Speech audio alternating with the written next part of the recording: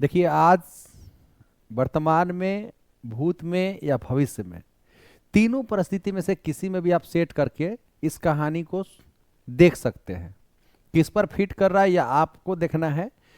ये कहानी बड़ी मजेदार है और राजनेताओं पर 100% फिट बैठने वाली है।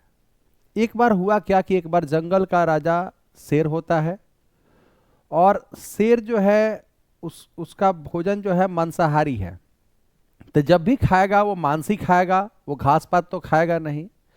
तो वो हमेशा क्या होता था कि जंगल में भेड़ या बकरियों को या अन्य जानवरों को जिसे वो शिकार कर पाता था, हमेशा पकड़कर खाता था। एक बार हुआ क्या कि सभी जंगली जानवर देखने लगे कि हमारी संख्या तो कम हो रही है, हमेशा शेर आता है और हम लोगों में से किसी एक को लेकर के चला जाता है और खाता है, तो इस तरह से हमारी जो प्रजाति है वो संकट में आ जाएगी। तो सभी ने मिल करके एक मीटिंग किया और डिसाइड किया कि किसको राजा बनाया जाए। तो नतीजा ये हुआ कि बंदर ने कहा कि हमको राजा बना दीजिए। तो बंदर को राजा बना दिया गया। बोला गया कि ठीक है, तुम राजा बन जाओ, लेकिन ये समस्या जो है हमेशा ध्यान रखना, शेर आएगा फिर वही काम होगा, तो हमको बचाना है शेर से। बंदर ने कहा कि ठीक है।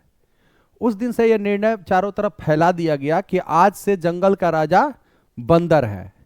और नतीजा देखिए, फिर शेर आया, फिर एक बकरी को उठाया और ले जाकर के खा गया। फिर दूसरे रोज आया, एक भेड़ को उठाया और ले जाके खा गया। फिर इसी तरह से सभी जानवरों में वैसा ही हाल बना रहा है जैसे पहले चलता था। नतीजा देखिए क्या हुआ। शेर के पास ये समस्या सभी लोग लेकर के फिर से पहुंचे कि हम लोग आपको राजा बनाए हैं और हमारी जो समस्या है वैसे का वैसे ही है, आप कुछ नहीं कर रहे हैं। तो शेर जो बंदर था वो उठा और पूरा जो है जितने पेड़ थे जंगल में, सभी पेड़ पर एकदम अपने रफ्तार से जंप करते गया, चारों तरफ से घूम करके फिर आकर के बैठ गया। तो जानवरों ने पूछा कि ये क्या था।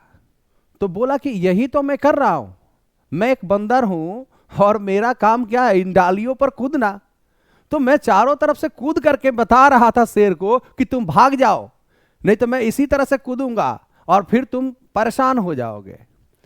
ऐसे ही हमारे समाज में आज के डेट में राजाओं की स्थिति है, राजनेताओं की स्थिति है। एक बंदर की तरह चारों तरफ पेड़ पर कूद रहे हैं, लेकिन किसी भी शेर से हमारी रक्षा नहीं कर रहे हैं। तो फिर सभी जानवरों ने यह डिसाइड किया कि तुमसे तो अच्छा हमारा शेर ही था, कम से कम एक ही को खाता था, लेकिन तुम जो है इस तरह का राजा बन पाओगे, हमने कभी एक्सपेक्ट नहीं किया था, उम्मीद नहीं किया था।